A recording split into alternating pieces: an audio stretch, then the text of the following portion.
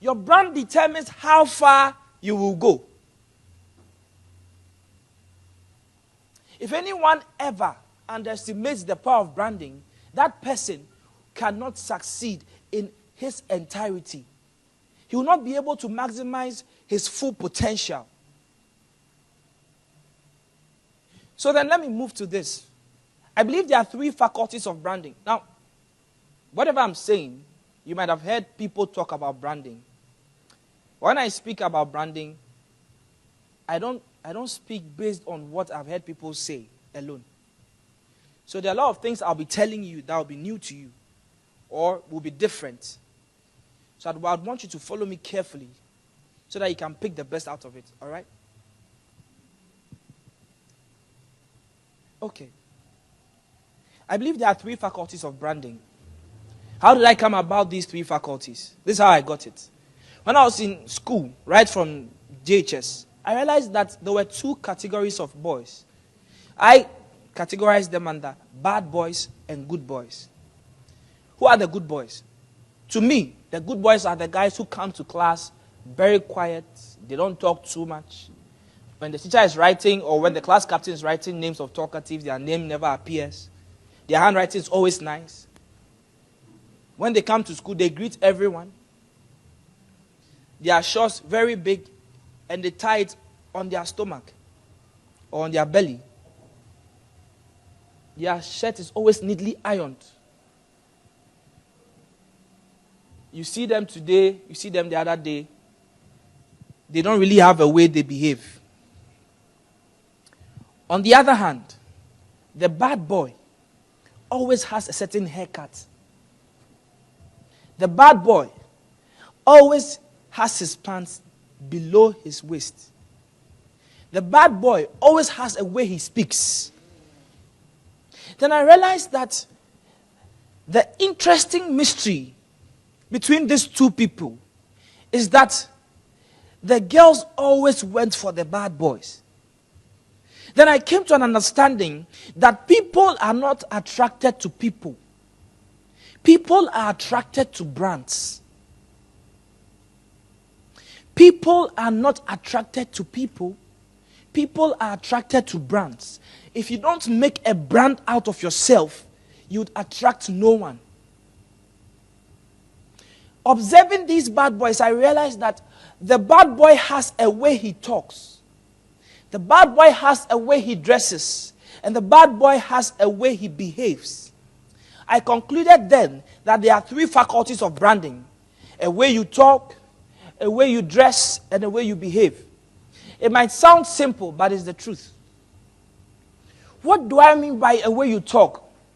Your communication from your units to the customer base or to the audience or to whoever is receiving from you. There must be a certain unicellular system in that communication. When they look at you, what do they see? Your dress.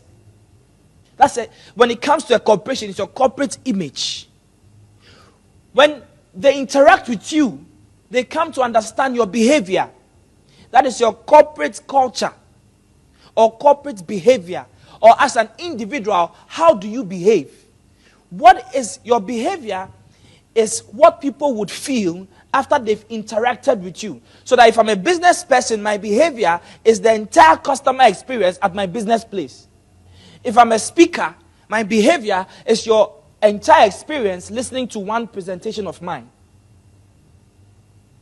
Are you following me? So there are a lot of people who want to succeed, yet they don't have a way they talk. They don't have a way they behave. And they don't have a way they dress. If you are able to master these 3 faculties, what will happen is that you become describable. Someone who cannot be described does not have a good brand. You should be able to be described in one sentence or a phrase. Do you know if I tell you, do you know that footballer with the haircut? Your mind might go to someone. Do you know that guy in your class? There was a certain guy in my class when I was in the university. He always used to.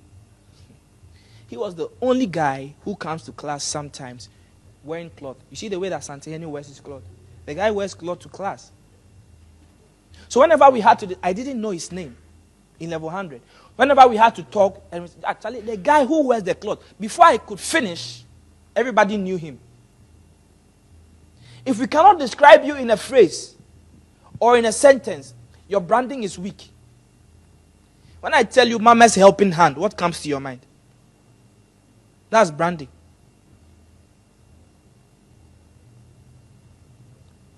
That's why you can read the Bible and see there was a cripple. How many cripples were there? But when they say the cripple, they all know the guy.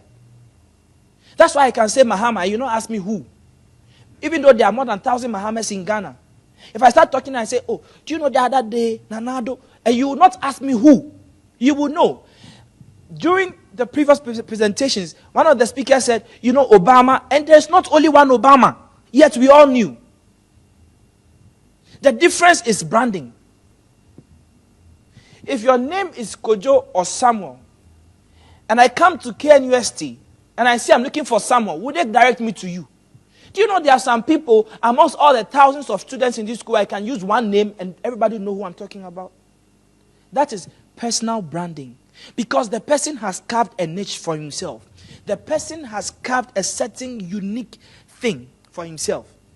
Before I get ahead of myself, I want to tell you this. There's a reason why they say a good name is better than riches. Do you have a good name? Do you have a good name? Your brand is your good name. It starts all the way from your image down to your name itself. Some people don't know their name in itself is a brand. They don't know. Let me tell you this. Let me ask you this. Since all of you were not in the last presentation, I'll use it here. A simple test. If I ask you this, do you know Kweku Daniel Yeboah? How many of you know him? Does anyone know Kweku Daniel Yeboah? Oh, none of you know him? How many of you know Dan Kweku Yeboah? Does anyone know Dan Kweku Yeboah? Are you aware it's the same name I just mentioned? But you didn't know the first person? Your brand boils down to your name. If you want to be successful, don't change your name, even though it's the same name. You go somewhere, they ask you what's your name. You say your name is Kwame Osae-Kwejo. You go somewhere else, they ask you what's your name. You say your name is Osae-Kwame Kwejo. You've created two different brands. A brand is as powerful as the data behind it. That is why some of you, and you are not an optimized person. It's hard to be found. There are times that I go for some programs and all I tell them is my name. And before I get there, the organizers know everything about me. Your name is your passport. Your name is the seal of your brand. If you ever want to be successful, check all successful people. There's a way their name in itself is pronounced. Why are you changing your name? When you mention 3 different names, you have created 3 different folders for 3 different personalities, even though the human being is one. What brand are you building? As I'm speaking to you right now, I want you to start thinking about some of the things I'm saying. Oh, do I have a way I speak? Do I have a way I behave? How many times have I gone somewhere and said my name is one thing or the other? Have I decided to have a way that I am? How are you? Someone say I'm fine.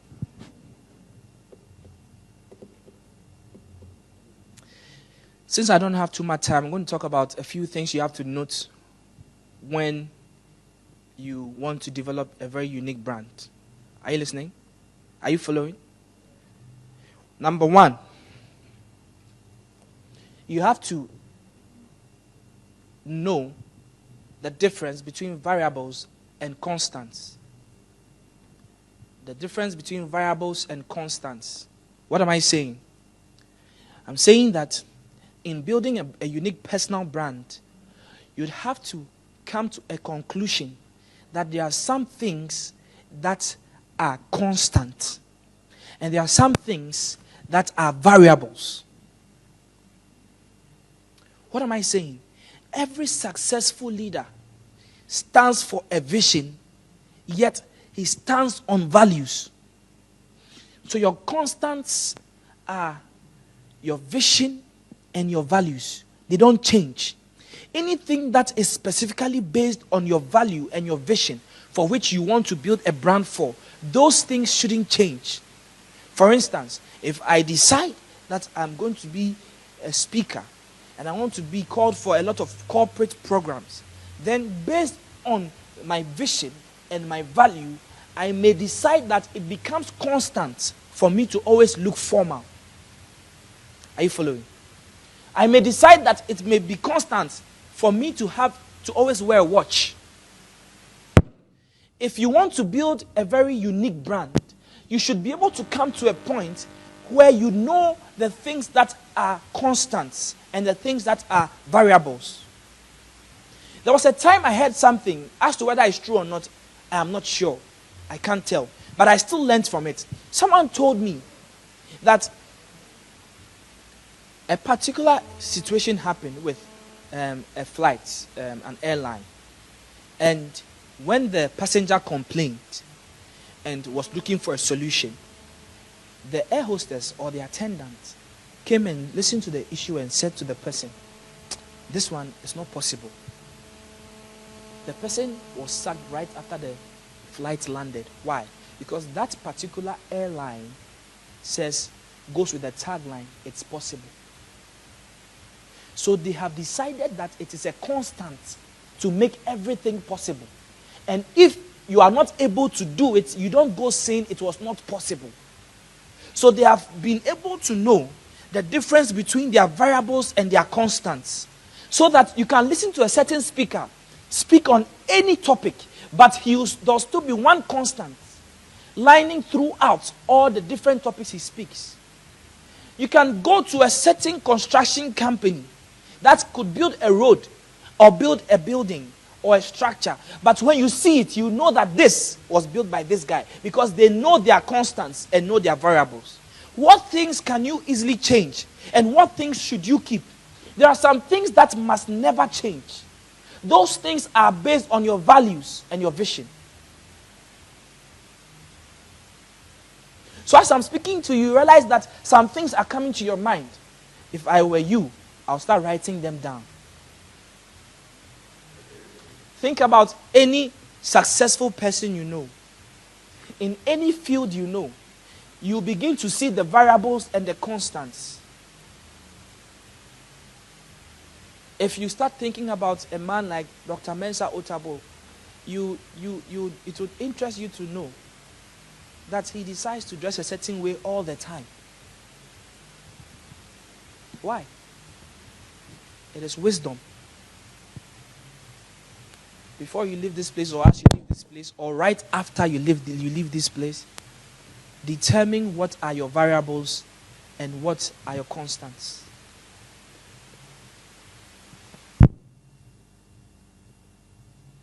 Number 2. I've already said this, but I want to say it again. You should be describable in one sentence. If you want to build a unique personal brand, you should be describable in one sentence or even a phrase. If you're a lover of football and I tell you that footballer who always smiles, I think the first thing that will come to your mind is Ronaldinho. If I tell you that footballer who always gets a red card, maybe just 2 or 3, but Ramos must be there. True or false? Can someone describe you without mentioning your name? That description shouldn't just happen. You should make it intentional. And every now and then you check and find out. I intentionally want them to describe me this way. I've worked at it for 1 month. Now I go out finding. Are they describing me that way or something else? Who do they say I am?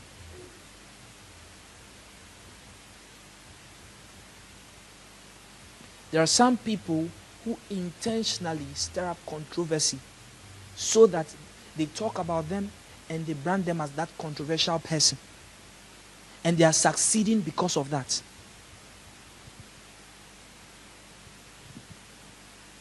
Learn how to build a one-sentence description of yourself. If you are able to do that, you will be building a very unique brand. That one-sentence description should be a good one. It should be what you want to be known for. And as I'm speaking on individual basis, it applies the same to a corporation. There are some things as a person, if I was not around when you came to do what they said you did, when I come back, I should be able to tell which ones are true and which ones are not. When you are building a brand, don't build a brand that is far away from your personality. When you build a brand that is very far away from your personality, what will happen is that you would forever be trying to be who you are not.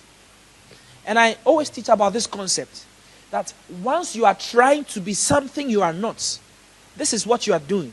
Let's say you are 1 on the number line and you are trying to be 2. You may think that you are just painting a picture of 1 and 2, such that, oh, if I'm not 1, I'm 2. Or if I'm not 2, I'm 1. But what is going to happen is that in your quest to become 2, you are forgetting that you would have to move from 1 to 1.1 to 1.111 to 1.1 something to 1.2 before you get to 2. Trying to be who you are not creates more than 1 million different people in the process. Such that I may come one day and say, this is the guy I like. Then the other day he's something else. And he will say, that is the guy I like. And the other day there's something else who says, no, that is the other one I like. But it's the same person they are describing. What will happen is that you would have created different persons or personalities with different following. Following is not powerful unless it is merged together. So that if you were 1 and had 10 following, it should have been better than being 10 and have 10 different followers. In that way, each one of you has 1 follower. Do you see how difficult it is for Stonebwoy and Shatawale supporters when they think that Stonebwoy does not insult, but Shatawale insults? So we want an insulting person. Now this is just a description. I'm not saying insult. So they follow him. The others say we want someone who doesn't insult. So they follow him. The next day, Stonebwoy has insulted. And now you cannot defend him in class again. That's what happened to me when I was defending Messi. In fact, I think the best player in the world is Messi. But I used to defend Messi so much that I said, Messi, that guy is a gentle guy. He would never tattoo himself. The day Messi tattooed himself, I couldn't go to class. Can someone say, this guy, he will never do this? This guy, he will do this. There are some footballers, when they get the ball, you know what they will do next. And sometimes, you knowing doesn't mean you can stop it. That's a brand. There are some people, you know, once they touch the ball, they'll start running. But you knowing that they will start running doesn't mean you can outrun them. So you find out what is your uniqueness and you pursue it. So that if I'm a business person and I heard about 3 different estate developers put their adverts on radio. After they finished the advert, they said, we do not build. The first person said, we build affordable houses. The other person, different estate developer says, we do not build houses, we build homes. Another person says, we are not building houses, we are building a society. You see, everyone is selling what he's good at. That way, if all I'm looking for is an affordable place to have, I'll go for the one who is only selling affordability. If I'm looking for some place to call home, no matter how expensive it is, I go for the guy who is building homes. But if you don't know, if you are building homes or affordable housing, or you don't know what you are into, now nobody knows when to come to you. Because then you are no longer one thing. I'm going to end with this. The most effective way to build a unique brand is to be one thing. Say one thing. There was a time I was looking in the Bible and Jesus had gone to visit Mary and Martha. And there was some confusion. Martha started complaining that she was working and Mary was sitting. After she complained, she actually was complaining to Jesus. After she had complained and complained and complained, Jesus walked to her and said, "You are worried about many things, but one thing is needful. Anyone who has achieved any great feat has mastered the art of one thing. You must be one thing. You cannot be two things. You must be one thing." Someone is saying that if I'm going to be one thing, does that mean that I cannot do this, this, and that? No. What happens is that if it is this, that, and those that you're doing, you put all together to form one thing. You become only one. And your oneness doesn't mean you are just doing one thing, but you are bringing a number of things together to make it one. Just the same way your body is made up of different parts. You have your head, you have your hand, you have your leg. It comes together to form you. When you focus on one thing long enough, success becomes assured. That's why it is said that a double-minded man is unstable in all his ways. You cannot be double-minded. Should I go? Should I not? Should I do? Should I not? Am I this? Am I that? You must know what you are and who you are. Once you are able to master the art of one thing, you are on your way to a very successful brand. Thank you so much for your time. I'll end it here. I don't know if I have time for some questions, but if you have any questions, I'll gladly try to answer them.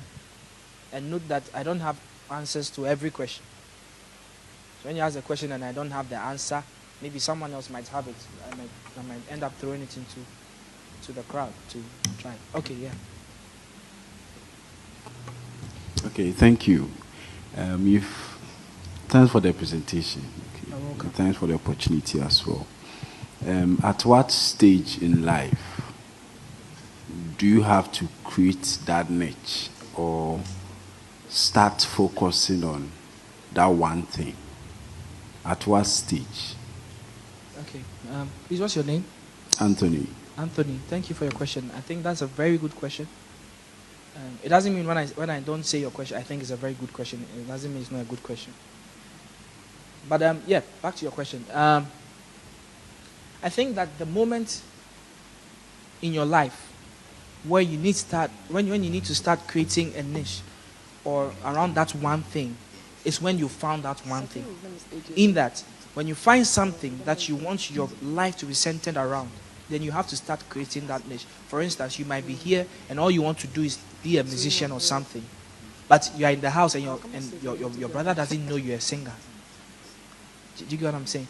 It goes the same for any business as well. If you're starting a business and the business is around something in particular, then that's when you have to start. So basically, the one thing movement starts when a vision is birthed.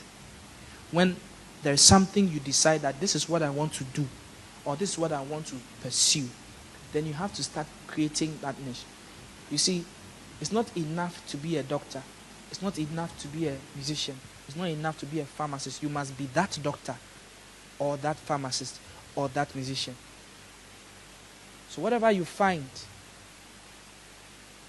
your hands on to do, let that thing be the thing that you start working around. I guess I've answered your question. Any other question? One more question. Wow, there are about 3 hands. One more question. Okay, there was a guy, so I think let's take the lady's question. Okay. I have an official name. That's my name, and I have another name. Let's say we'll call it like a nickname or something. But with that name, that is what supposedly everyone knows. Because if you want to find me in my department or anywhere, that's the name that even my lecturers have to find me with that name. So now going into the corporate world, is that going to be relevant in making it your unique brand, or it has to be that official thing? Okay, to answer that, right after this presentation or right whilst I'm speaking, try this thing, okay? I believe you all know your names. That is, if you have a name. Pick up, pick up your phone and then type it in the Google search section and wait and see what comes up.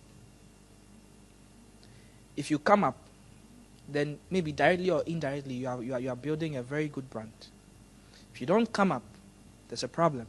And I can assure you, if you type my name, you see a lot of things. I don't know if you know okay, that's my name. Okay, there's supposed to be an E, Osae. If you type my name, you see a lot coming up. Now the thing is this. You know that there are a lot of musicians, for instance, whose name is not their real name. Yet, if you type their real name, you might not find them. Or if you ask someone about their real name, you might not find them. The question is, at the end of the day, whatever you are going to enter, the name you want to enter with, is it acceptable? Is it okay? If it is okay, push it in there. Or start trying to reduce the use of that name so your real name can be used. Or so that the name you want to sell can be used. At the end of the day, it's your name that you're selling that matters. If you are selling one name and everybody knows the other name, it becomes a problem. That's happened for many musicians who had to change their names. And some musicians who even chose the wrong name. Someone like Batman, he chose Batman. At that time, it was very childish to call yourself Batman. Because there's no way anyone would search you anywhere and find you first when there's already something, like there's a whole Batman franchise. That's why he had to change his name. And it's very important, your name. So when you choose a name and the name is gaining traction, yet that name cannot work in what you want to do, I think it's time you start pushing the name that you think would work in that thing. You understand? Because most of the time when people actually do change their name, it's rebranding for a good reason. In that the old name communicated very bad things that you want to change. Then you bring in a new name. Jacob's name was changed. Shatawale's name was changed. Do you know if Shatawale had come back with bandana, he wouldn't have made it? So whatever he did was very scriptural and very wise and very sensible. So the only time to change your name is if the old name didn't work or it was communicating something else from what you were using. But if you think that you need a name to push in what you want to do, then you have to start making it a choice to get people to call you that way so that name can start moving forward. Like if I tell you, do you know Michael? Or I don't know. I think Sarkodie's name is Michael something. You didn't know. When I say Sarkodie, you will know. Yeah. I think they said that was the last question. Except I probably have the chance to take one more. If not, I'm done. All right. Thank you very much, Mr. David Oppong. Thank you so much. Hillary. You can appreciate him more than that, unless you didn't get much. We have almost like 4 more courses. You look at some of your faces already. Maybe you say you want to pay and get value. Somebody said he wants to build himself. So it's all part of the building yourself. 4 more courses.